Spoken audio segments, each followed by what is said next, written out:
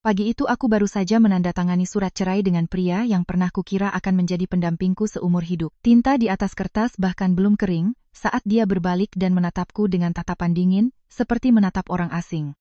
Sudah selesai. Sekarang pergi dari rumahku ini. Aku hampir tidak sempat bereaksi ketika Sonia, selingkuhannya yang hampir 20 tahun lebih muda dariku muncul di ambang pintu. Ia bersedekap dengan senyum sinis di wajahnya. Senyuman itu adalah pukulan terakhir bagi sisa-sisa harga diriku. Mantan suamiku Dimas, pria yang telah kurus selama 15 tahun bangkit dengan kasar dan berjalan menuju kamar tidur. Beberapa menit kemudian, dia kembali sambil menyeret 2 koper milikku dan membantingnya dengan keras ke lantai marmer di ruang depan. Ini barang-barangmu, bawa semuanya. Suara dentuman koper yang menghantam lantai menggema di seluruh rumah. Aku membeku. Bukan karena aku tidak tahu bahwa pernikahan ini sudah lama membusuk, tetapi karena aku tidak pernah membayangkan pria yang pernah bersumpah cinta abadi padaku bisa begitu kejam. Sonia menghampirinya dan melingkarkan lengannya dengan kemesraan yang dibuat-buat. Sayang, jangan marah-marah. Bagaimanapun juga dia pernah jadi istrimu, katanya dengan suara semanis madu, tapi matanya penuh dengan penghinaan. Lalu dia berbalik ke arahku dengan senyum miring. Sebaiknya Anda segera pergi, Bu, kehadiran Anda di sini tidak akan mengubah apapun. Aku mengepalkan tanganku. 15 tahun. 15 tahun masa mudaku sebagai imbalan dari kalimat sederhana. Pergi dari rumahku, mantan suamiku, Dimas mulai kehilangan kesabaran. Dia menendang salah satu koper dengan pelan. Tunggu apa lagi? Tidak ada tempat lagi untukmu di rumah ini. Aku memandang sekeliling. Setiap sudut, setiap perabot, bahkan foto pernikahan kami yang masih tergantung di dinding.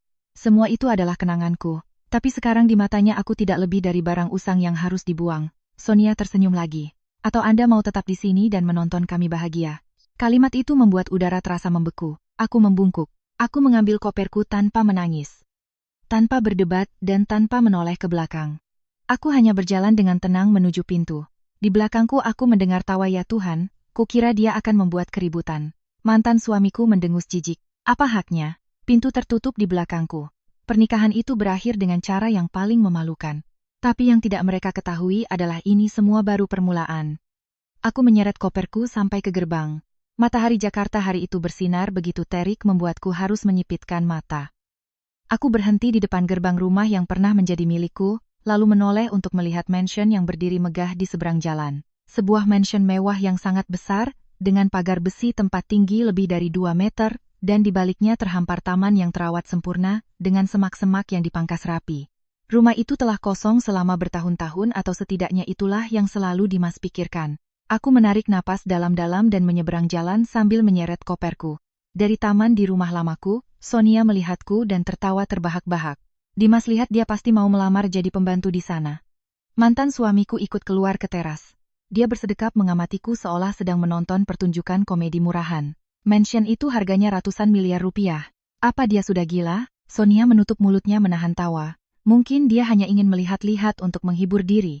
Mereka berdiri di sana mengejekku, tapi aku tidak mengatakan apa-apa. Dalam diam, aku membuka tas tanganku dan mengeluarkan sebuah kunci perak kecil. Dari kejauhan, Sonia terus tertawa. Dia sedang apa, Dimas? Tanyanya sambil mengerutkan kening. Entahlah, mungkin sedang membuat drama. Aku berjalan ke gerbang besi besar mansion itu. Jantungku berdebar pelan tapi teratur. Selama 15 tahun aku diam, terlalu lama aku bersabar. Dan hari ini adalah hari di mana segalanya akan berubah. Aku memasukkan kunci itu ke dalam lubang kunci. Dengan bunyi klik logam, gerbang besi yang berat itu terbuka dengan derit pelan dari engselnya. Di seberang jalan, tawa Sonia tiba-tiba berhenti. Mata Dimas membelalak karena terkejut. Tunggu-tunggu, gumamnya sambil bergegas keluar dari pekarangan rumahnya. Apa-apaan ini? Aku menarik koperku masuk dan berjalan dengan tenang ke taman yang luas tanpa menoleh atau mengucapkan sepatah kata pun. Sebelum menutup gerbang, aku menatap lurus ke mata pria yang baru saja mengusirku. Tatapannya tidak lagi dipenuhi penghinaan, melainkan kebingungan dan keterkejutan murni. Dengan suara pelan, aku mengucapkan kalimat yang mungkin tidak akan pernah dia lupakan. Ah, iya. Aku lupa bilang ini milikku. Dan dengan bunyi kelak yang kering, aku menutup gerbang itu.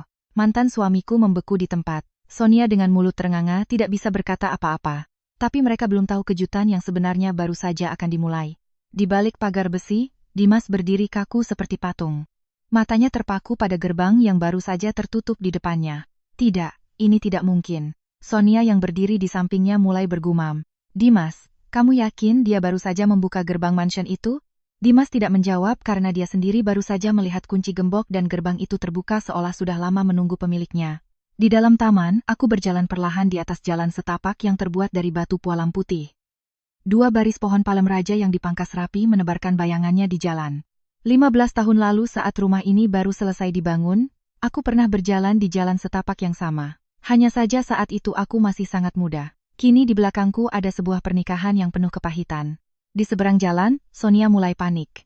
Bagaimana kalau dia mencuri kuncinya? Dimas mengerutkan kening. Mencuri dari siapa? Rumah ini sudah kosong bertahun-tahun. Sonia menggigit bibirnya. Tapi lalu kenapa dia punya kuncinya? Dimas tidak berkata apa-apa, tapi raut khawatir mulai tampak di wajahnya. Sejak mereka pindah ke kawasan perumahan elit di Pondok Indah ini, dia selalu tahu bahwa mansion di seberang jalan adalah yang termahal di area itu. Rumor mengatakan, pemiliknya adalah keluarga yang luar biasa kaya, tapi tidak ada yang pernah melihat mereka tinggal di sana. Hanya sesekali tim perawatan datang lalu pergi. Jadi melihatku masuk begitu saja dia benar-benar bingung. Sonia menarik lengannya. Dimas coba sana pergi lihat ada apa. Dia menggeleng. Kamu gila tapi Sonia tidak menyerah.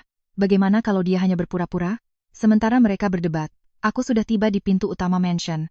Sebuah pintu kayu jati solid yang megah dengan tinggi hampir 3 meter. Aku berhenti sejenak lalu membukanya. Udara di dalam terasa segar dan beraroma kayu baru karena rumah ini selalu dirawat. Aku masuk bersama koperku.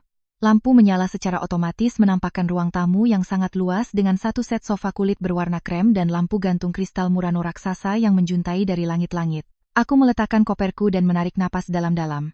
Aku merasa akhirnya pulang ke rumah. Di luar Dimas masih belum bergerak. Dia mengintip dari sela-sela jeruji pagar mencoba melihat apa yang ada di dalam. Ketika dia melihat lampu di dalam mansion menyala, dia tertegun.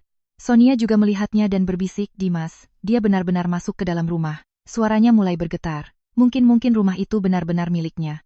Dimas menggelengkan kepalanya dengan keras. Tidak mungkin. Serunya nyaris berteriak, dia hidup bersamaku selama 15 tahun.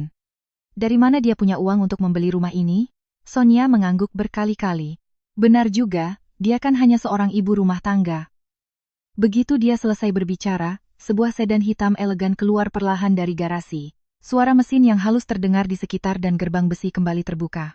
Kali ini secara otomatis, Dimas dan Sonia secara naluriah mundur beberapa langkah. Mobil itu berhenti di depan pintu masuk. Pintunya terbuka, dan seorang pria berusia 50-an dengan rambut beruban mengenakan setelan jas yang rapi keluar dari mobil.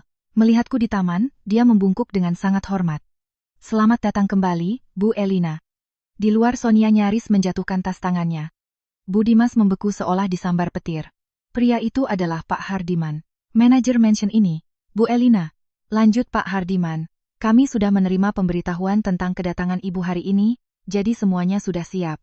Aku mengangguk sedikit. Terima kasih, Pak Hardiman. Pak Hardiman melirik koperku dengan sedikit cemas. Bu, apakah terjadi sesuatu? Aku tersenyum lembut. Bukan hal serius. Hanya saja aku sudah mengakhiri pernikahanku. Pak Hardiman menghela napas. Tuan Besar pasti akan sangat sedih jika mengetahuinya. Mendengar kata Tuan Besar, jantung Dimas berdebar kencang. Karena selama 15 tahun pernikahan aku tidak pernah bercerita tentang keluargaku. Dia hanya tahu aku gadis biasa yang orang tuanya sudah lama meninggal. Tapi sekarang setiap kata yang didengarnya membuatnya merasa ada sesuatu yang sangat salah. Sonia meremas lengannya. Dimas, aku sama sekali tidak suka dengan semua ini. Dimas tidak menjawab, pandangannya terpaku padaku. Kenangan-kenangan aneh mulai muncul di benaknya. Saat-saat di mana aku membantunya keluar dari kesulitan keuangan dengan sangat mudah. Saat-saat di mana perusahaannya tiba-tiba mendapatkan kontrak bernilai puluhan miliar, saat-saat di mana dia diambang kebangkrutan, dan tiba-tiba ada seseorang yang datang menyelamatkannya. Selama ini dia selalu mengira itu adalah keberuntungan. Tapi sebuah pemikiran mengerikan mulai terbentuk di kepalanya. Bagaimana kalau semua itu karena dia? Di taman aku berbalik untuk melihat ke arah gerbang. Pandanganku bertemu dengannya 15 tahun pernikahan. Dengan satu tatapan, aku tahu persis apa yang sedang dia pikirkan. Tapi dia belum tahu. Kebenarannya jauh lebih mengerikan karena pria yang baru saja memanggilku Bu, sambil membungkuk hanyalah salah satu dari sekian banyak staf keluargaku. Dan apa yang akan diketahui mantan suamiku akan membuatnya menyesali hari ini seumur hidupnya. Di luar pagar mansion, suasana menjadi begitu tegang hingga kau hampir bisa mendengar detak jantung semua orang. Dimas terdiam lama. Tatapannya tidak lagi menghina, melainkan campuran kacau antara kebingungan, keraguan, dan ketakutan yang mulai tumbuh. Sonia di sisi lain mulai kehilangan ketenangannya. Dia menarik-narik lengan bajunya dengan kasar. Dimas, ayo kita pulang saja. Ini aneh sekali. Dia tidak bergerak, matanya masih terpaku padaku. Di kepalanya satu pertanyaan terus berulang. Siapa dia sebenarnya? 15 tahun. 15 tahun di bawah satu atap dan dia selalu merasa mengenalku luar dalam. Seorang wanita biasa, penurut, tidak banyak bicara tanpa teman atau kehidupan sosial. Dia bahkan berhenti dari pekerjaannya setelah menikah untuk mengabdikan dirinya sepenuhnya pada keluarga. Di matanya aku tidak lebih dari seorang ibu rumah tangga sederhana. Tapi sekarang mansion mewah seorang manajer yang memanggilnya Bu. Semua ini tidak terlihat seperti tipuan. Sonia berbisik dengan suara gemetar. Dimas, kamu dengar pria tua itu memanggilnya Bu Elina? Dimas mengertakkan gigi. Aku dengar Sonia menelan ludah. Tapi kalau dia benar-benar pemilik rumah ini, dia berhenti sejenak. Lalu melanjutkan, "Pa, lalu siapa yang baru saja kamu usir dari rumahmu?" Pertanyaan itu membekukan udara. Dimas berbalik tajam ke arahnya dengan tatapan penuh kejengkelan. "Apa maksudmu bicara begitu?" Sonia cepat-cepat menggeleng. Tidak apa-apa. Aku hanya asal bicara." Tapi di dalam hatinya, kekhawatiran yang mendalam mulai tumbuh. Jika aku benar-benar kaya raya, perselingkuhannya dengan Dimas akan menjadi kesalahan yang sangat fatal. Sementara itu, di dalam mansion, Pak Ardiman sudah membantuku membawa koper ke dalam. Pintu besar tertutup di belakang kami. Pak Hardiman meletakkan koper dan berbalik ke arahku dengan raut khawatir. "Bu Elina, apakah Anda benar-benar sudah bercerai?" Aku mengangguk. "Ya." Dia menghela napas pelan. Tuan besar akan sangat sedih saat mengetahuinya. Aku tersenyum sedih. Ayah sudah memperingatkanku sejak awal. Aku saja yang tidak mau mendengarkan. Pak Hardiman terdiam. Dia telah bekerja sebagai manajer di keluarga kami selama hampir 30 tahun. Dia tahu persis sejarah pernikahanku. 15 tahun lalu ketika aku memutuskan untuk menikah dengan Dimas, ayahku menentangnya keras. Bukan karena dia meremehkan latar belakang Dimas yang sederhana, tapi karena ayahku adalah seorang ahli dalam menilai karakter orang. Dia hanya mengatakan satu kalimat, "Pria itu tidak pantas untuk Muna." Tapi saat itu aku sedang jatuh cinta. Dan ketika seorang wanita jatuh cinta, dia sering percaya bisa mengubah segalanya dengan cintanya. Aku meninggalkan keluargaku, kehidupanku yang mewah, dan bahkan menyembunyikan asal-usulku untuk hidup bersamanya sebagai orang biasa. Selama 15 tahun, aku tidak pernah memberitahunya berapa banyak properti yang dimiliki keluarga kami, atau membuatnya sadar bahwa penyelamatan perusahaannya dari kebangkrutan berkali-kali adalah berkat uang ayahku. Pak Hardiman bertanya dengan pelan, "Bu, apa dia tahu tentang semua itu?" Aku menggeleng tidak. Dan aku tidak berniat memberitahunya. Pak Hardiman menatapku sejenak lalu berkata, tapi sepertinya dia mulai curiga. Aku berjalan ke jendela besar yang menghadap ke jalan. Dari dalam aku masih bisa melihat pasangan itu berdiri di dekat gerbang. Sonia tampak gugup. Dimas sebaliknya tetap diam seolah mencoba menyusun kepingan teka-teki di kepalanya. Aku tersenyum tipis. Cepat atau lambat dia akan tahu. Saat itu juga ponselku bergetar. Satu kata muncul di layar. "Papa." Pak Hardiman langsung berdiri tegak. "Itu Tuan Besar." Aku mengangguk dan menjawab panggilan itu. Suara ayahku dalam dan berwibawa seperti biasa terdengar di seberang. "Kau sudah kembali?" "Iya," jawabku pelan. Ada hening sejenak. "Kau sudah menandatangani surat cerainya?" "Sudah." Di seberang sana, ayahku menghela napas. Helaan napas yang nyaris tak terdengar, tapi penuh emosi. "Sudah kubilang pria itu tidak sepadan." Aku tidak membantah. "Kali ini dia benar sekali. Kau ada di mansion seberang rumahnya, kan?" tanyanya. Aku sedikit terkejut. "Bagaimana ayah tahu?" Dia tertawa kering. "Aku menempatkan orang untuk mengawasimu selama 15 tahun, kau pikir aku tidak akan tahu apa yang terjadi dalam hidupmu?" Aku menghela napas. Khas ayahku. Dia mungkin tidak ikut campur, tapi dia tidak pernah berhenti melindungiku dari jauh. "Nak, kau akhirnya melihat wajah aslinya." Lanjutnya aku melirik ke jendela. Dimas masih di sana dengan wajah penuh kebingungan. "Iya," kataku perlahan. Ayahku diam sejenak lalu suaranya menjadi lebih dingin dari sebelumnya. "Bagus. Karena mulai besok aku akan mengambil kembali semua yang telah kita berikan padanya secara diam-diam." Aku mengerutkan kening. Apa yang akan ayah lakukan di seberang sana? Ayahku hanya mengucapkan satu kalimat singkat dan tajam. "Kau akan lihat nanti." Lalu dia menutup telepon. Aku berdiri selama beberapa detik dengan perasaan aneh di dada karena aku kenal ayahku. Ketika dia mengatakan hal seperti itu, artinya hidup mantan suamiku akan segera berubah drastis, dan kali ini tidak akan ada lagi yang melindunginya dari belakang. Di luar, Dimas tiba-tiba merasa merinding. Dia tidak tahu kenapa, tapi dia punya firasat buruk bahwa badai yang mengerikan akan segera datang. Akhirnya Dimas pergi, tapi langkahnya tidak lagi penuh percaya diri seperti sebelumnya. Dia berjalan perlahan, seolah pikirannya masih belum bisa memproses apa yang baru saja dia lihat. Sonia mengikutinya dengan wajah pucat. Dia menarik lengannya dengan hati-hati. Dimas, kurasa sebaiknya kita pulang. Dia tidak langsung menjawab. Setelah beberapa detik, dia berkata dengan suara serak, tidakkah menurutmu ini aneh? Sonia terkejut. Aneh? Apanya? Dia berhenti di tengah jalan dan berbalik untuk melihat mansion itu. Lampu di dalamnya masih menyala, dan pagar besi hitam itu menjulang seperti batas tak kasat mata antara dua dunia yang sangat berbeda. 15 tahun gumamnya. 15 tahun dia tinggal bersamaku dan tidak pernah sekalipun mengatakan dia punya uang. Sonia menggigit bibirnya. Mungkin dia baru saja membeli rumah itu. Dimas langsung membantah. Tidak mungkin, aku sudah tinggal di kompleks ini lebih dari 7 tahun. Mansion itu sudah ada jauh sebelum aku pindah ke sini. Sonia mulai merasa benar-benar takut. Bagaimana kalau dia kenal dengan orang kaya? Kalimat itu membuat Dimas mengerutkan kening. Sebuah pemikiran lain terlintas di benaknya. Dalam beberapa tahun terakhir, bisnisnya berkembang pesat dengan cara yang hampir tidak masuk akal. Perusahaan kecilnya yang dulu diambang kebangkrutan tiba-tiba mulai mendapatkan kontrak-kontrak besar.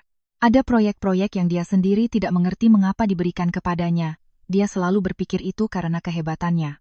Tapi sekarang sebuah gagasan mengerikan mulai terbentuk. Dia berbalik ke arah Sonia dan berkata dengan suara pelan, ingat 3 tahun lalu saat perusahaanku hampir bangkrut? Sonia mengangguk. Iya, aku ingat kau bilang bank akan menagih utang. Tapi keesokan harinya lanjutnya tiba-tiba muncul seorang investor entah dari mana dan menyuntikkan dana besar ke perusahaan. Sonia mengerjap. Dimas menelan ludah. Aku tidak pernah bertemu dengan orang itu. Sonia mengerutkan kening. Apa maksudmu? Dia tidak menjawab, tapi pandangannya kembali tertuju pada mansion di seberang. Rasa dingin menjalari punggungnya. Sementara itu, di dalam mansion, aku sedang duduk di sofa yang sudah ku kenal di ruang tamu. Pak Hardiman baru saja menyajikan teh untukku. Uap mengepul lembut dari cangkir. Aku menyesapnya. Rasa yang familiar itu membantuku tenang. Pak Hardiman yang berdiri di sampingku bertanya dengan pelan, Bu, apakah Anda akan memberitahunya kebenarannya? Aku menggeleng, tidak perlu, dia akan tahu sendiri. Pak Hardiman menatapku lalu berkata, Tuan Besar sudah mulai bergerak. Aku tersenyum tipis. Aku tahu ayahku adalah orang yang sangat tegas. Dia bisa diam untuk waktu yang lama, tapi begitu dia bertindak, semuanya akan berjalan sangat cepat. Saat itu juga ponselku bergetar. Sebuah pesan dari asisten ayahku. Satu baris kalimat. Imperia Capital telah secara resmi menarik seluruh modalnya dari perusahaan mantan suami Anda. Aku menatap layar selama beberapa detik lalu meletakkan ponselku di atas meja. Di seberang jalan, Dimas masih belum masuk ke rumah. Dia berdiri di luar, merokok sebatang demi sebatang. Sonia yang duduk di tangga teras mulai tidak sabar. Apa kau akan berdiri di situ sepanjang malam? Panas sekali. Dia tetap diam. Saat itu teleponnya berdering. Dia melihat nama direktur keuangannya di layar. Dia menjawab, ada apa? Di seberang sana terdengar suara panik. Dimas, kamu di mana?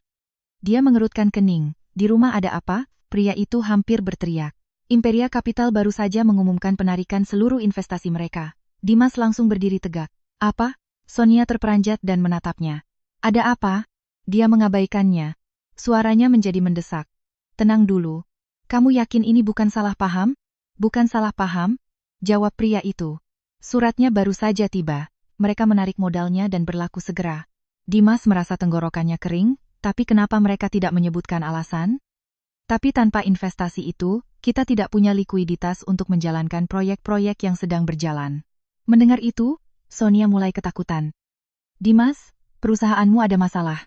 Dia memberinya isyarat untuk diam. Beri aku waktu 2 hari, katanya ke telepon. Aku akan coba bicara dengan mereka. Direktur keuangannya diam sejenak lalu berkata pelan, Dimas, kurasa ini tidak sesederhana itu. Bukan hanya Imperia Capital. 2 mitra besar lainnya baru saja mengirim pemberitahuan penangguhan kerjasama. Dimas merasa seperti perutnya ditinju. Semuanya terjadi terlalu cepat. Dalam hitungan menit, perusahaannya yang sedang di puncak kejayaan kini berada di ambang kehancuran. Dia menutup telepon dengan wajah pucat pasih. Sonia buru-buru bertanya, ada apa? Dia tidak menjawab. Perlahan, tatapannya kembali tertuju pada mansion di seberang. Di benaknya, kalimat yang kuucapkan siang tadi bergema. Mansion ini milikku, keringat dingin membasahi punggungnya. Untuk pertama kalinya dalam 15 tahun, dia mulai bertanya-tanya hal yang seharusnya sudah dia tanyakan sejak lama. Wanita yang baru saja dia usir dari rumah, siapa dia sebenarnya? Sementara itu aku berdiri di dekat jendela di lantai 2 mengamati jalanan. Pak Hardiman berkata pelan di belakangku, Bu, permainannya sudah dimulai. Aku mengangguk sedikit karena aku tahu apa yang baru saja dialami mantan suamiku hanyalah pukulan pertama. Dan kali ini dia akan membayar semua yang telah dia lakukan. Malam itu tidak ada lagi tawa di rumah mantan suamiku. Tidak ada musik, tidak ada belayan dari Sonia, hanya keheningan berat yang menyelimuti segalanya. Dimas duduk di sofa dengan laptop terbuka di depannya. Layar itu menunjukkan rentetan email. Semuanya berisi kabar buruk. Mitra menangguhkan proyek. Pemasok menuntut pembayaran segera. Bank meminta peninjauan ulang fasilitas kreditnya. Sonia mengamatinya dari dapur. Dia sudah mengenakan pi ragu-ragu untuk mendekat. Sejak panggilan telepon tadi siang, wajah Dimas tidak pernah lepas dari ketegangan. Akhirnya dia memberanikan diri. Dimas, dia tidak mengangkat wajah. Apa? Apa perusahaan benar-benar dalam masalah besar? Tanyanya terbata-bata.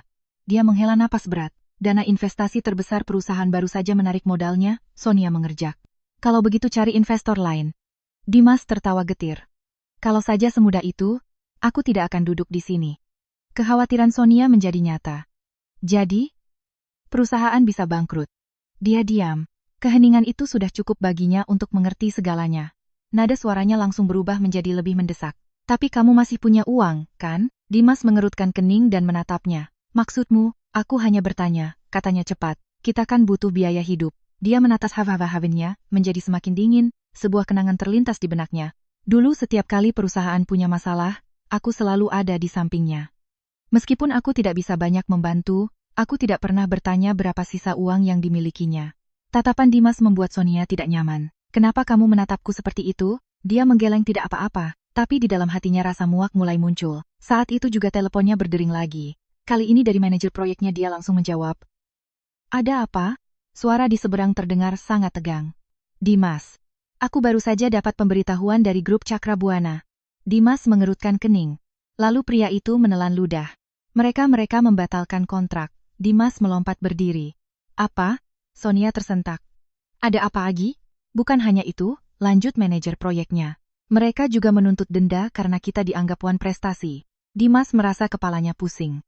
Kontrak itu bernilai miliaran. Jika dia harus membayar denda, perusahaannya akan langsung hancur. Besok aku akan ke sana bicara dengan mereka, geramnya. Ini pasti salah paham. Tapi setelah menutup telepon, dia tahu itu bukan salah paham. Semuanya terjadi terlalu cepat dengan presisi yang sempurna. Seolah ada seseorang yang menarik tali dari balik bayang-bayang. Dan saat itulah pandangannya perlahan jatuh pada mansion di seberang. Lampu di lantai 2 masih menyala. Sebuah pikiran yang membuat darahnya terasa dingin menusuk benaknya. Ini perbuatannya.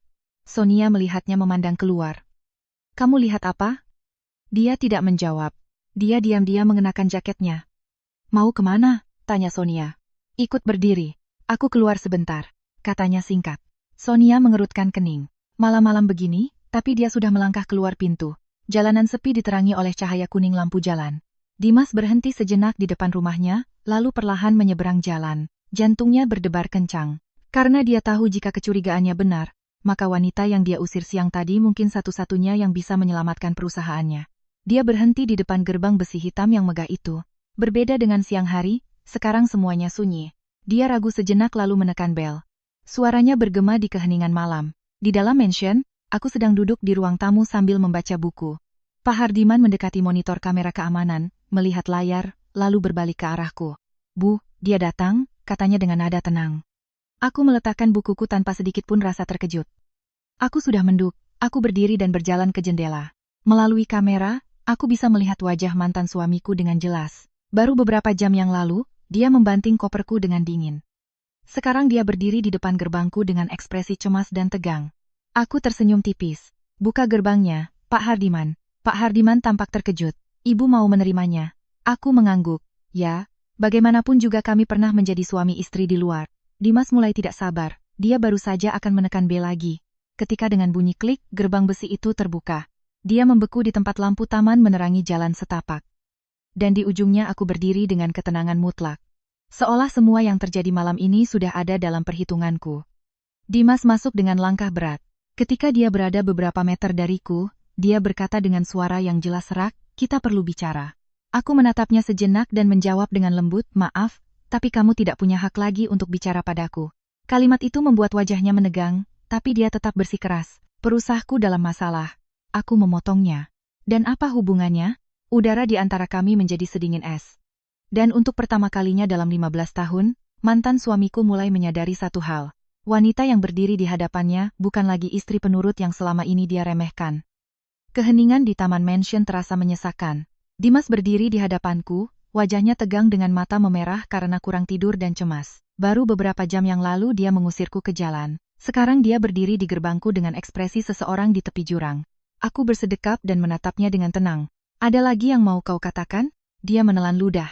Pandangannya menyapu taman yang luas, pepohonan, mobil mewah di garasi dan akhirnya berhenti padaku. Rumah ini apa benar-benar milikmu? Tanyanya dengan suara serak. Aku tidak langsung menjawab, hanya tersenyum tipis. Kalau bukan milikku, menurutmu bagaimana aku bisa masuk? Dia kehabisan kata-kata. Setelah hening lama, dia melanjutkan dengan nada lebih pelan. Kau tidak pernah bilang aku mengerutkan kening.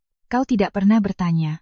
Jawaban itu membuatnya terdiam dan itu benar. Selama 15 tahun pernikahan, dia tidak pernah benar-benar tertarik pada latar belakangku, keluargaku, atau masa laluku selama aku mengurus rumah dan tidak mengganggunya. Baginya itu sudah cukup.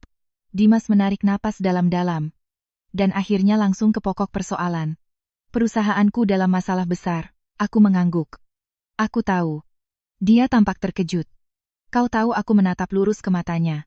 Kau pikir kejadian sebesar itu bisa luput dari perhatianku.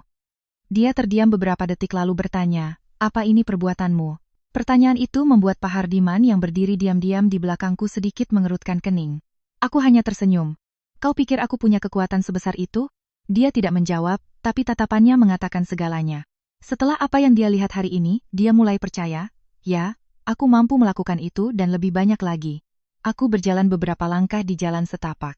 Ingat 3 tahun lalu, saat perusahaanmu hampir bangkrut, kataku dengan tenang. Dia mengangkat wajahnya dengan tajam. Bagaimana kau tahu? Saat itu aku melanjutkan kau berhutang ke bank hampir miliar, dan tiba-tiba sebuah dana investasi menyuntikkan modal ke perusahaanmu. Wajahnya memucat. Kau tahu tentang dana itu? Aku berhenti, dan menatapnya lekat-lekat sebelum mengucapkan kalimat yang membuatnya terperangah. Dana itu milik keluargaku. Udara di taman seolah membeku. Dimas tertegun selama beberapa detik. Apa? Dan bukan hanya saat itu, lanjutku dengan nada tenang yang sama seolah menceritakan hal biasa. 7 tahun lalu saat proyek pertamamu hampir gagal, orang-orangah yang berbicara dengan mitamu. Dia mundur selangkah. Tidak, itu tidak. Tersenyum tipis. Kau benar-benar percaya perusahaan kecilmu bisa mendapatkan kontrak dengan grup-grup sebesar itu sendirian. Kata-kata itu adalah pukulan telak bagi egonya. Dia menggeleng berkali-kali. Tidak. Aku meraihnya dengan usahaku sendiri. Aku menatapnya sejenak lalu berkata perlahan, kau benar-benar ingin tahu kebenarannya. Dia tidak menjawab, tapi matanya mengatakan segalanya. Pak Hardiman mengangguk mengeluarkan tablet dari saku jasnya, membuka sebuah file, dan memberikannya pada Dimas. Dia menerimanya dengan tangan gemetar. Beberapa detik kemudian, wajahnya berubah. File itu berisi daftar rinci semua investasi rahasia yang dilakukan di perusahaannya selama 10 tahun terakhir. Totalnya lebih dari 2 triliun. Dia mengangkat kepalanya dengan cepat dan menatapku dengan panik. Kau dari mana kau punya uang sebanyak ini? Sebelum aku sempat menjawab, terdengar teriakan familiar dari jalan. Dimas, aku tahu kau di sana. Dimas tersentak langsung mengenali suara itu. Itu Sonia. Dia berdiri di gerbang mansion, rambutnya acak-acakan dengan wajah penuh amarah. Sonia baru saja pulang dan tidak menemukannya, lalu mencarinya di sekitar kompleks sampai dia melihat mobil Dimas terparkir di depan rumahku. Dia mulai menekan bel dengan brutal. Keluar sekarang, suara bel yang nyaring memenuhi taman. Dimas panik. Kenapa dia di sini? Aku menatap pintu dengan tenang dan mengucapkan kalimat yang membuatnya membeku, dia selingkuhanmu. Dia tidak tahu harus menjawab apa. Saat itu gerbang tiba-tiba terbuka. Sonia berlari masuk, tapi begitu melihat pemandangan di depannya, dia membeku. Karena wanita yang selama ini dia remehkan, yang dia tertawakan siang tadi, kini berdiri di taman mansion bernilai miliaran dengan seorang manajer di sisinya yang memanggilku dengan hormat, Bu. Sonia terdiam dengan mulut terengah-engah, tidak bisa berkata apa-apa. Dan Dimas untuk pertama kalinya dalam hidupnya merasa telah membuat kesalahan yang begitu fatal hingga tidak ada jalan untuk kembali. Sonia berdiri kaku di tengah taman dengan tatapan bingung, seolah tidak percaya dengan apa yang dilihatnya. Halaman rumput yang luas, air mancur batu di tengah, mobil mewah di garasi, dan di atas segalanya, pria tua berjas yang di sampingku mempertahankan sikap hormat mutlak. Bu, apakah ibu ingin saya meminta wanita ini untuk pergi? Tanya Pak Hardiman. Pertanyaan itu seolah membangunkan Sonia. Bu, ulangannya. Seolah itu adalah kata paling absurd di dunia. Dia berbalik ke arah Dimas. Dimas, jelaskan ini padaku. Tapi saat itu Dimas bahkan lebih terkejut darinya. Dia masih memegang tablet itu. Tatapannya terpaku pada daftar investasi. Angka totalnya membuat tangannya gemetar. 25 triliun. Semua uang itu yang tercatat sebagai investasi anonim berasal dari keluargaku. Melihat Dimas tidak menjawab, Sonia semakin marah. Tunggu apa lagi? Bu, apa ini? Dimas mengangkat wajahnya dan menatapnya dengan ekspresi yang begitu rumit hingga dia sendiri tidak memahaminya. Sonia, ini tidak sesederhana yang kau pikirkan. Tidak sederhana, ejeknya. Maksudmu dia seorang miliarder? Dia menatapku dari atas ke bawah dengan tatapan meremehkan. Dia memasak di rumah selama 15 tahun. Kau pikir aku tidak kenal dia? Pak Hardiman sedikit mengerutkan kening. Tapi aku hanya tersenyum. Kau benar. Sonia tertawa. Lihatkan dia mengakuinya sendiri. Memang benar aku memasak di rumah selama 15 tahun. Lanjutku dengan tenang. Tapi aku tidak pernah bilang aku tidak punya uang. Sonia terdiam. Dia melihat sekeliling lagi lalu menatap Dimas. Dimas, apa yang sebenarnya terjadi? Dia menarik napas dalam-dalam dan memberikan tablet itu padanya. Lihat sendiri. Sonia mengambilnya dengan kening berkerut. Beberapa detik kemudian, senyum di wajahnya lenyap. Apa? Apa ini? Dia menggulir halaman-halaman itu, melihat daftar investasi, tanggal, dan jumlahnya. Tidak, ini tidak mungkin, gumamnya. Dia mengangkat wajahnya dan menatapku. Jika Anda berkenan, kata Pak Hardiman dengan nada resmi, Anda bisa menghubungi firma audit kami untuk verifikasi atau jika Anda lebih suka, kami bisa menunjukkan laporan bank yang asli. Sonia kehabisan kata-kata keheningan, menyelimuti taman. Kenapa? Akhirnya Dimas bertanya. Apanya yang kenapa? Tanahku. Kenapa? Dia mengepalkan tangannya. Kenapa kau membantuku sebanyak ini, dan tidak pernah mengatakan apa-apa? Aku diam sejenak lalu menjawab. Karena saat itu aku percaya kau mencintaiku. Jawaban itu membuatnya bingung. Sonia yang memandang bergantian antara aku dan Dimas mulai panik. Tunggu dulu, maksud kalian semua kontrak besar perusahaanmu. Dia menelan ludah didapatkan karena dia tidak menjawab tapi ekspresinya mengkonfirmasi segalanya. Sonia merasa kakinya lemas. Jika ini benar, maka orang yang selama ini dia remehkan sebenarnya adalah pilar yang menopang seluruh perusahaan. Saat itu telepon Dimas berdering lagi. Itu dari direktur keuangannya. Ada apa? Suara di seberang hampir berteriak. Semuanya sudah berakhir, Dimas. Apa berakhir? Bagaimana? Bank baru saja memberitahu akan membekukan rekening perusahaan. Investor lain juga sudah pergi semua. Kita tidak punya uang untuk apun. Dimas merasa dunianya runtuh. Pasti ada jalan keluar. Ada lagi. Lanjut pria itu merendahkan suaranya. Grup Cakrabuana sudah mengajukan gugatan. Kalau kita kalah, kau harus membayar denda lebih dari 150 miliar. Telepon itu jatuh dari tangannya. Sonia bertanya dengan ngeri, ada apa? Dia tidak menjawab, hanya berdiri kaku seperti patung. Sesaat kemudian dia perlahan berbalik ke arahku dengan tatapan putus asa. Dan kemudian terjadilah sesuatu yang tidak disangka siapun. Dimas berlutut di tengah taman. Dimas, apa yang kau lakukan? Teriak Sonia. Berjalan beberapa langkah mendekat. Papa, ayahku menyambutku dengan anggukan kecil. Tatapannya sedikit melembut. Tapi ketika matanya jatuh pada Dimas yang masih berlutut di taman, ekspresinya menjadi sedingin es. Sonia yang berdiri di dekatnya tidak mengerti apa-apa, tapi tekanan tak kasat mata membuatnya bungkam. Ayahku melangkah masuk ke taman. Suara sepatu kulitnya menggema di jalan setapak. Dia berhenti beberapa langkah dari Dimas dan sambil menatapnya dari atas berkata dengan suara berat, berdiri. Dimas mengangkat kepalanya dengan bingung. Anda siapa? Ayahku tidak menjawab. Dia berbalik ke arahku. Ini pria yang membuatmu meninggalkan keluargamu. Aku diam sejenak lalu mengangguk. Iya, ayahku menghela napas. Helaan napas yang penuh kekecewaan. Dia menatap Dimas lagi. Aku ayahnya. Dimas membeku. Sonia membelalakan matanya. Ayahnya, gumamnya. Tapi dia bilang orang tuanya sudah meninggal. Saat itu aku tidak ingin keluargaku terlibat, jelasku dengan tenang. Sonia terdiam dengan mulut terenganga, menyadari bahwa ceritanya jauh lebih rumit dari yang pernah dia bayangkan. Dimas akhirnya berdiri. Wajahnya masih pucat. Dia menatap ayahku dengan suara gemetar. Anda pemilik Imperia Capital. Ayahku menatapnya sejenak lalu mengangguk. Ya, jawaban sederhana itu seperti sambaran petir yang membelahnya menjadi dua. Imperia Capital adalah salah satu perusahaan investasi terbesar dan paling dihormati di negara ini. Perusahaan yang tak terhitung jumlahnya bermimpi mendapatkan dukungannya, dan sekarang pria yang mendirikannya berdiri di hadapannya. Sonia mundur selangkah merasa kakinya gemetar.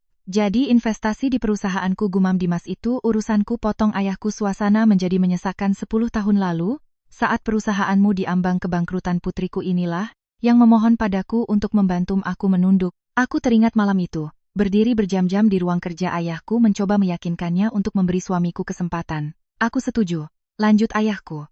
Bukan untukmu, tapi karena aku ingin putriku bahagia. Dimas tidak berani berkata apa-apa. Ayahku menatapnya sejenak. Tapi hari ini aku tahu bagaimana kau memperlakukannya. Sonia mencoba menyelan, ini salah paham. Perceraian mereka terjadi karena ayahku berbalik ke arahnya dengan tatapan begitu tajam, hingga Sonia terdiam. Anda selingkuhannya kan? Kata ayahku perlahan. Dia tidak berani menjawab, saya sudah memerintahkan musik orang untuk memeriksa Anda. Kalimat itu melumpuhkan mereka berdua. Anda bekerja di sebuah salon kecantikan. Anda bertemu dengannya 2 tahun lalu dan mulai berkencan di belakang putri saya. Sonia merasa merinding. Dia tidak mengerti bagaimana pria ini bisa tahu begitu banyak. Ayahku berbalik lagi ke arah Dimas. Suaranya lebih dingin dari sebelumnya. Kau bertanya kenapa perusahaanmu hancur begitu cepat, kan? Dimas mengangkat kepalanya dengan ngeri. Karena semua yang kau miliki sampai sekarang itu pemberian dari keluargaku. Dan saat kami mengambilnya kembali, kau tidak punya apa-apa lagi. Sonia menoleh ke Dimas dengan putus asa. Dimas katakan sesuatu tapi dia tidak bisa bicara. Di kepalanya hanya ada satu perasaan penyesalan. Ayahku menatapku, tatapannya melembut. Nak, ayo kita masuk. Aku mengangguk. Sebelum pergi, aku menatap mantan suamiku untuk terakhir kalinya. Pria yang pernah menjadi duniaku kini, adalah seseorang yang telah kehilangan segalanya. Dulu kau bilang aku tidak pantas berada di rumahmu, kataku pelan. Sekarang kau bahkan tidak pantas berdiri di gerbang rumahku. Kata-kata itu membuatnya menunduk, tidak sanggup menatapku lagi. Ayahku masuk ke dalam rumah dan aku mengikutinya. Pintu mansion perlahan tertutup, meninggalkan 2 orang itu sendirian di taman dalam keheningan mutlak. Tapi mereka belum tahu yang terburuk masih akan datang. Pintu mansion tertutup dan bagi 2 orang yang tertinggal di luar rasanya seperti pintu harapan terakhir telah dibanting, Dimas tetap berdiri kaku. Pandangannya kosong tertuju pada pintu kayu itu. Seolah berharap semuanya akan kembali seperti semula. Tapi itu tidak terjadi. Sonia memecah keheningan. Apa maksud semua ini, Dimas? Suaranya tidak lagi manis, hanya panik. Keluarganya apa benar-benar sekaya itu? Dia tidak menjawab. Tangannya sedikit gemetar. Di kepalanya, kata-kata ayahku terus terngiang. Semua yang kau miliki sampai sekarang itu pemberian dari keluargaku. Sonia kehilangan kesabaran. Katakan sesuatu. Dia menepis tangannya dengan kasar. Tinggalkan aku sendiri. Apa katamu? Teriaknya. Aku ini khawatir padamu. Dimas tertawa-tawa yang getir dan kering. Khawatir padaku. Dia berbalik, dan menatapnya dengan tatapan begitu dingin hingga Sonia bergidik. Atau khawatir tentang uangku. Sonia membeku. Apa? Apa maksudmu? Dia tidak menjawab. Dia teringat semua saat Sonia bertanya tentang uang, meminta tas mahal, mobil baru, pindah ke rumah yang lebih besar. Dulu dia pikir itu wajar, sekarang semuanya terlihat begitu jelas. Dimas, kau salah paham. Aku bersamamu karena cinta. Tapi sebelum dia selesai, telepon Dimas berdering lagi. Itu pengacaranya katanya dengan nada lelah. Aku baru saja dapat pemberitahuan dari pengadilan, kata pengacara itu dengan nada serius. Dimas memejamkan mata. Bank telah secara resmi meminta penyitaan semua aset perusahaan dan gugatan dari grup Cakra Buana. Kalau kita kalah, kau harus membayar 50 miliar, dan terus terang kita hampir pasti akan kalah. Klausul dendanya sangat jelas. Apa ada cara untuk menyelamatkan perusahaan? Tanya Dimas. Suaranya tercekat, hening sejenak, kecuali Imperia Capital berinvestasi lagi. Itu tidak akan terjadi lagi. Kau sudah tahu? Tanya pengacara itu. Terkejut, dia tidak menjawab. Dia menutup telepon. Sonia menghampirinya. Dimas, perusahaan bangkrut. Dia menatapnya dalam diam, dan keheningan itu adalah semua jawaban yang dibutuhkannya. Wajah Sonia berubah total. Tidak ada lagi kekhawatiran, hanya perhitungan dingin. Dia mundur selangkah. Jadi, apa kau masih punya uang pribadi? Pertanyaan itu membuat Dimas tertawa. Kau masih peduli soal itu? Aku harus tahu, bantahnya dengan jengkel. Kita butuh biaya hidup. Dia menatapnya lekat-lekat lalu berkata perlahan, rekening pribadiku juga sedang diperiksa oleh bank. Kemungkinan besar akan dibekukan juga. Mata Sonia membelalak. Apa? Dia terdiam sejenak lalu berbalik dengan cepat. Kalau begitu aku pergi. Mau kemana? Tanyanya. Aku ada urusan, katanya terburu-buru. Tapi Dimas tahu itu bohong. Kau pergi karena uangku habiskan. Dia berbalik dengan marah. Apa katamu? Kau pikir aku orang seperti itu? Dia menatap matanya, tidak berkata apa-apa. Beberapa detik kemudian, Sonia membuang muka. Pikirkan saja sesukamu. Dan dia pergi dengan langkah cepat tanpa menoleh ke belakang.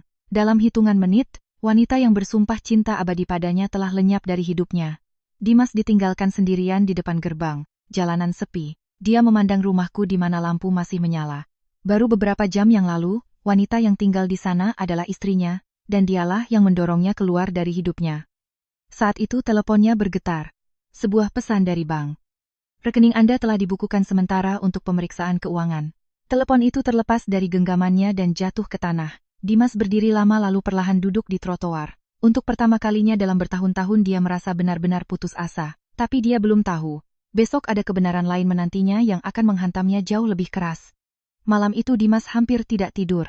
Dia duduk berjam-jam di trotoar. Ketika akhirnya dia masuk ke rumah, keheningan terasa memekakkan telinga. Semuanya masih sama seperti yang mereka tinggalkan, tapi sekarang terasa hampa. Dia merebahkan diri di sofa dan menatap ponselnya. Daftar panggilan tak terjawab yang tak berujung. Dalam semalam, semua yang dia bangun selama lebih dari 10 tahun hancur. Dia memejamkan mata dan bayanganku muncul di benaknya. Selama 15 tahun, setiap kali dia pulang terlambat, selalu ada seseorang yang menunggunya dengan makan malam hangat. Tapi dia tidak pernah menghargainya sampai dia menghancurkan semuanya sendiri. Fajar menyingsing, dia baru saja tertidur sebentar ketika ketukan keras di pintu membangunkannya. Dua orang pria berjas berdiri di sana. "Selamat pagi," kata salah satunya. "Saya perwakilan dari agen properti." Lalu tanya Dimas bingung. "Kami datang untuk memberitahukan bahwa properti ini telah beralih ke pemilikan," kata pria itu sambil menunjukkan beberapa dokumen. "Pemilik baru meminta kami untuk mengambil alih hunian." Dimas membeku. "Tidak mungkin. Rumah ini milikku. Secara teknis, rumah ini milik pengembang PT Gria Sejahtera. Anda membayarnya dengan cicilan, tapi kontraknya belum selesai." Geram Dimas. "Benar. Tapi PT Gria Sejahtera telah menjual seluruh kompleks ini kepada investor baru." "Siapa?" tanya Dimas. Jantungnya terasa berhenti berdetak. "Imperia Capital?" jawab pria itu dengan tenang. Udara terasa membeku. "Dan menurut salah satu klausul kontrak," lanjut pria itu, "pemilik baru berhak membatalkan perjanjian jika pembeli kehilangan solvabilitas keuangannya. Singkatnya, Anda punya waktu 3 hari untuk mengosongkan hunian. Itu adalah pukulan terakhir." "Tidak, kalian tidak berhak." Pria itu menyodorkan dokumen lain. Itu adalah surat perintah dari investor baru. Ketika Dimas melihat tanda tangan di bagian bawah halaman, dia hampir tidak bisa bernapas. Itu adalah nama Presiden Direktur Imperia Capital. "Ayahku." Dia berdiri kaku untuk waktu yang lama. "Di mana dia?" tanyanya dengan suara nyaris tak terdengar. Pria itu melirik ke mansion di seberang. "Saya rasa di sana." Dimas perlahan berbalik. "Rumahku masih di sana," megah. "Hanya beberapa meter jauhnya, tapi terasa seperti di alam semesta lain." "Kami akan kembali dalam 3 hari, kata pria itu. "Kami harap Anda bisa bekerja sama." Mereka pergi. Dimas ditinggalkan sendirian di tengah ruang tamu. Sofa, meja, dapur tempat aku ratusan kali. Tak ada satun yang menjadi miliknya. Dia keluar ke teras dan menatap mansionku. Di kepalanya hanya ada satu pertanyaan. Kenapa aku sebodoh ini? Tapi tidak ada lagi jawaban untuk pertanyaan itu. Rumah itu terasa sunyi senyap. Dimas duduk di sofa dengan tatapan kosong. Setiap sudut memicu kenangan. Meja makan tempat aku selalu menunggunya. Dapur yang dulu selalu wangi masakan. Sekarang hanya ada kekosongan. Pandangannya jatuh pada sebuah lemari kecil di sudut. Lemari yang selalu kutup rapat. Dia tidak pernah memperhatikannya. Hari ini dia bangkit dan membukanya. Di dalamnya ada beberapa kotak tua. Di salah satunya, dia menemukan foto-foto lama. Foto pernikahan kami, perjalanan pertama kami. Di foto itu aku tersenyum bahagia. Dulu dia juga tersenyum seperti itu. Di dasar kotak dia menemukan sebuah amplop kecil. Di dalamnya ada hasil cetak USG. Dia membeku. Tanggalnya 12 tahun yang lalu, usia kehamilan 8 minggu. Jantungnya serasa melompat. Dia ingat sekitar waktu itu aku pernah bilang ada hal penting yang ingin kubicarakan. Tapi dia sedang sibuk dan berkata, "Kita bicara lain kali." Aku tidak pernah menyinggungnya lagi. Di bawah hasil USG itu ada selembar kertas lain, surat keterangan dari rumah sakit, diagnosis, keguguran spontan akibat kecelakaan. Dia merasa kehabisan napas. Di balik kertas itu ada beberapa baris yang ditulis dengan tulisan tanganku yang gemetar. "Hari ini aku kehilangan bayi kita." Dia tidak tahu. Mungkin lebih baik dia tidak perlu tahu. Tangannya gemetar. Ingatan tentang hari itu menghantamnya dengan keras. Aku meneleponnya berkali-kali, tapi dia sedang di bar bersama teman-temannya dan tidak menjawab. Saat pulang, dia menemukanku terbaring di tempat tidur dan marah. "Kamu kenapa lagi?" katanya. Aku hanya memunggunginya. Sampai hari ini, 12 tahun kemudian dia tidak pernah tahu kebenarannya. Dimas jatuh terduduk di lantai memegangi kepalanya. Dia tidak menangis, tapi seluruh tubuhnya bergetar. Untuk pertama kalinya, dia menyadari bahwa dia tidak hanya kehilangan seorang istri, tapi juga seorang anak. Di seberang jalan, aku berdiri di dekat jendela di lantai 2. Pak Hardiman berkata pelan di belakangku, "Bu, dia baru saja tahu." Aku diam. "Apa ibu menyesali sesuatu?" tanya. Aku menggeleng. "Tidak, aku sudah menangisinya 12 tahun yang lalu. Sekarang aku tidak punya air mata lagi." Di seberang sana, Dimas masih tergeletak di lantai. Cahaya pagi menyinari selembar kertas kecil itu. Usia kehamilan 8 minggu, satu-satunya hal di dunia yang tidak akan pernah bisa dia dapatkan kembali. Rumah itu tetap sunyi menakutkan. Dimas masih duduk di lantai dengan hasil USG yang warnanya sudah memudar di hadapannya. Dia mengambilnya lagi 12 tahun. Dia tidak pernah tahu dia punya seorang anak. Seorang anak yang tidak pernah lahir yang ibunya menanggung kesedihan kehilangannya sendirian. Dia teringat teleponku yang berulang kali hari itu saat dia minum-minum dengan teman-temannya. Teringat kekesalannya saat pulang. Teringat keheninganku. Dia meremas kertas itu dengan gemetar. Untuk pertama kalinya dalam hidupnya, dia merasa seperti monster. Perlahan dia bangkit dan memandang ke arah rumahku. Jaraknya hanya beberapa meter, tapi baginya itu adalah dunia yang tak terjangkau. Dia memasukkan hasil USG itu ke sakunya dan keluar dari rumah. Hari itu aku sedang membaca di ruang tamu ketika Pak Hardiman masuk. "Bu," dia kembali. Aku menghela napas. Aku tahu siapa yang dia maksud. "Apa ibu masih mau menemuinya?" Aku mengangguk. Ini yang terakhir kalinya. Di luar, Dimas menunggu. Wajahnya kuyu, matanya merah. Ketika gerbang terbuka, dia masuk dengan langkah pelan, melihatku di depan pintu rumah, dia berhenti. "Mau apa kau kesini?" tanaku dengan tenang. Dia menunduk. Aku sudah tahu," katanya setelah hening lama. "Tahu apa?" Dengan tangan gemetar, dia mengeluarkan hasil USG dari sakunya. Melihatnya, aku merasakan sedikit tusukan di hatiku. "Bayi itu?" katanya dengan suara para aku tidak tahu. "Sungguh aku tidak tahu. Mengetahuinya sekarang tidak ada gunanya," jawabku lembut. Dia melangkah lebih dekat nyaris memohon, "Aku salah, aku benar-benar salah. Bisakah kau memberiku satu kesempatan lagi?" Aku menatapnya dalam diam. Pria di hadapanku tidak lagi mirip dengan orang yang pernah kucintai. Dia putus asa, hancur, tapi hatiku tidak lagi merasakan sakit, hanya kekosongan yang luar biasa. "Kesempatan," tanyaku.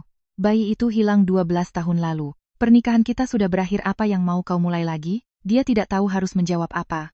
"Kau tidak perlu meminta maaf padaku," kataku perlahan. "Karena aku sudah memaafkanmu sejak lama." Dia mengangkat wajahnya dengan secercah harapan di matanya. "Sungguh, tapi memaafkan," lanjutku, "bukan berarti kembali." Harapan di matanya padam.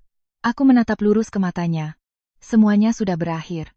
Dimas benar-benar berakhir, dia berdiri kaku untuk waktu yang lama. Akhirnya dia menunduk. Aku mengerti.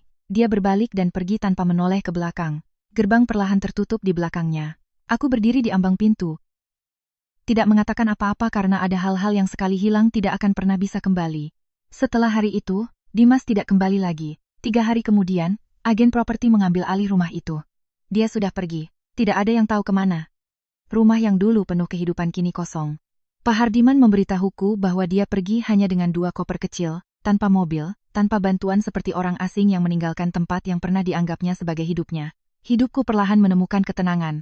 Aku mulai menikmati pagi hari berjalan-jalan di tamanku. Sudah lama aku tidak merasa seringan ini. Suatu pagi, Pak Hardiman memberiku sebuah amplop, hanya ada satu kata di atasnya, "Maaf." Aku mengenali tulisan tangannya. Di dalamnya ada sepucuk surat tulisan tangan. "Aku tahu kau mungkin tidak akan membaca ini, tapi aku harus menuliskannya. 3 hari lalu aku meninggalkan rumah itu. Untuk pertama kalinya aku sadar aku tidak punya apa-apa lagi. Perusahaan bangkrut, teman-teman menghilang dan Sonia pergi di hari yang sama. Aku selalu berpikir uang adalah segalanya sampai aku kehilangan semuanya, dan menyadari hal paling berharga yang pernah kumiliki adalah dirimu. Aku tahu aku tidak punya hak untuk meminta ampun, tapi jika aku bisa kembali 15 tahun yang lalu, aku akan mencintaimu lebih baik. Maaf karna tidak melindungimu, maaf karena tidak melindungi anak kita." Baris terakhirnya buram seolah terkena tetesan air mata. Aku melipat surat itu. "Apa ibu akan membalasnya?" tanya Pak Hardiman. Aku menggeleng. "Tidak perlu. Ada permintaan maaf yang datangnya terlalu terlambat. Malam itu ayahku datang berkunjung. Setidaknya dia masih punya sedikit hati nurani," katanya setelah tahu tentang surat itu. Lalu dia bertanya, "Apa rencanamu ke depan?" "Aku ingin memulai dari awal," jawabku. "Tapi untuk saat ini, aku hanya ingin hidup untuk diriku sendiri." Dia mengangguk seperti biasa menghormati keputusanku. Saat itu bel pintu berbunyi. Pak Hardiman kembali bersama seorang pria usianya sekitar 40-an, tinggi dengan wajah tenang dan tatapan hangat. "Kurniawan, Akhirnya kau kembali, kata ayahku sambil tersenyum. Lalu dia memperkenalkan kami. Elina, ini Kurniawan, teman lama dan mitra di Imperia Capital. Senang bertemu dengan Anda, katanya dengan suara tenang.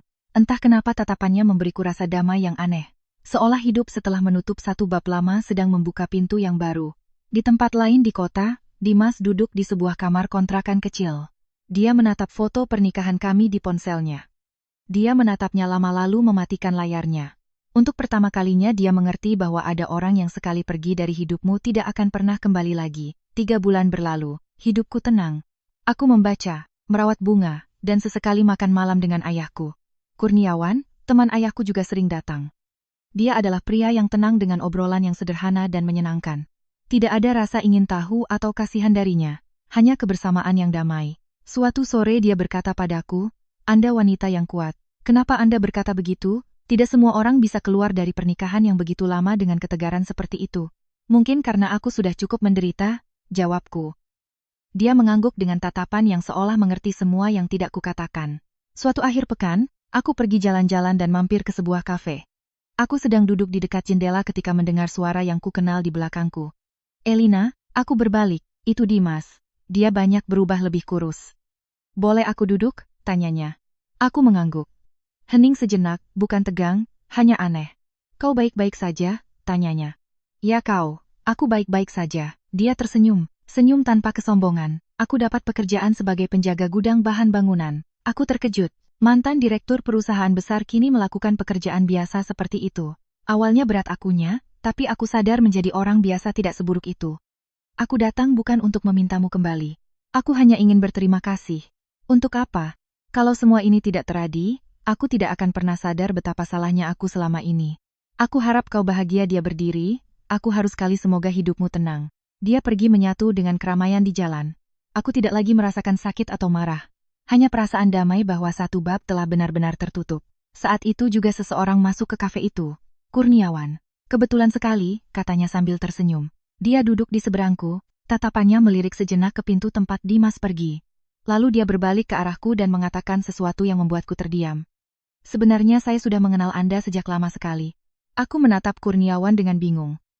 Lama sekali dia tersenyum. Tatapannya menerawang kekenangan jauh.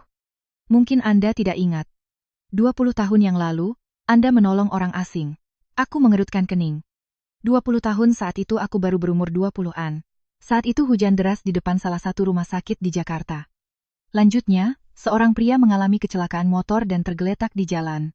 Tidak ada yang berhenti. Sebuah ingatan samar muncul di benakku. Hujan, seorang pria terluka. Aku membawanya ke rumah sakit dengan taksi dan membayar uang muka agar dia ditangani. Lalu aku pergi. Aku menganggapnya sebagai tindakan kecil. Pria itu adalah saya, kata Kurniawan dengan kehangatan di matanya. Napasku tertahan. Itu Anda mengangguk saat saya sadar saya ingin berterima kasih tapi Anda sudah pergi. Saya hanya tahu nama Anda dari catatan rumah sakit. Sejak itu saya selalu ingin berterima kasih. Tapi saat saya menemukan Anda sudah menikah. Jadi, Anda tidak mendekat. Aku mengerti. Saat saya kembali ke Indonesia, saya tahu dari ayah Anda bahwa Anda sudah bercerai. Jadi saya pikir mungkin saya harus mencoba menemui Anda. Setidaknya sekali aku tersenyum. Kalau begitu hari ini Anda akhirnya bisa berterima kasih padaku. Kurniawan menggeleng. Saya rasa satu ucapan terima kasih tidak cukup, tapi apa yang ingin saya katakan saya ingin menyampaikannya di lain hari. Aku tidak bertanya lebih lanjut. Aku merasakan getaran kecil di hatiku. Bukan karena masa lalu, tapi karena kemungkinan akan masa depan. Setahun kemudian hidupku benar-benar berbeda. Aku menangani beberapa proyek di perusahaan investasi ayahku. Tamanku mekar lebih indah dari sebelumnya. Kurniawan sering datang. Malam-malam kami tenang, penuh percakapan damai. Ada hubungan yang tidak butuh janji-janji besar, hanya ketulusan di setiap momennya. Di bagian lain kota, Dimas juga menata hidupnya. Pekerjaannya di gudang memang berat, tapi stabil. Pemilik gudang bilang dia pekerja yang hebat. Dia hanya tersenyum. Mungkin karena dulu aku terlalu banyak membuang waktu, pikirnya. Kadang-kadang di malam hari dia menatap foto pernikahan kami yang lama. Dia tidak lagi merasakan sakit, hanya gema dari pelajaran yang dia dapatkan dengan harga yang terlalu mahal. Suatu sore di musim gugur, Kurniawan muncul di tamanku dengan 2 cangkir teh. Sibuk hari ini? Tanyanya. Tidak, kalau begitu mau jalan-jalan. Aku mengangguk. Kami berjalan keluar bersama. Jalanan dipenuhi daun-daun keemasan. Hidup kadang-kadang aneh. Orang yang kau pikir akan bersamamu selamanya pergi di tengah jalan dan orang lain datang terlambat. Sangat terlambat hingga kau pikir tidak ada lagi harapan. Lalu mereka muncul tanpa suara dan masuk ke dalam hidupmu seperti musim yang tenang setelah badai. Yeah.